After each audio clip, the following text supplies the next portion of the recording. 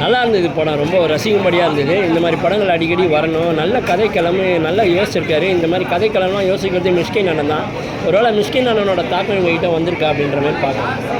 வேறு என்ன விஷயங்கள்லாம் படத்தை ஃப்ரெஷ்ஷாக இருந்துச்சு ரொம்ப. ஜிப்ரானோட மியூசிக் ஃப்ரெஷ்ஷாக இருந்தது.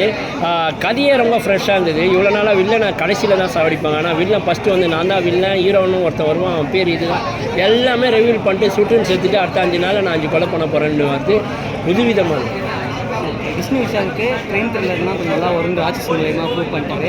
அந்த வரிசையில் இந்த படம் இடம்பெறும். தாராளமாக இடம் போகிறோம். இதுக்கு முன்னாடி அவங்க தம்பி படம் ஒன்று பண்ணார், அதுவும் நல்லா இருந்தது, இதுவும் நல்லா இருந்தது.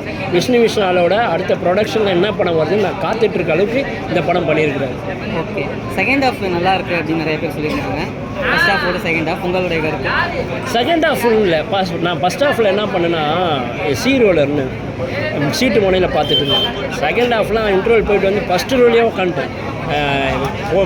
பின்னாடி போனால் படம் போய்ட்டோன்ட்டு அவ்வளோ அந்த அளவுக்கு படத்தில் உள்ளே போய்ட்டோம்.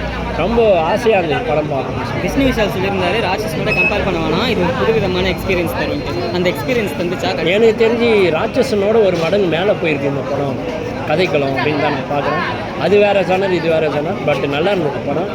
விஷ்ணு விஷால் சார் இந்த மாதிரி நிறைய படங்கள் பண்ணணும்னு ஆசைப்படுறேன்.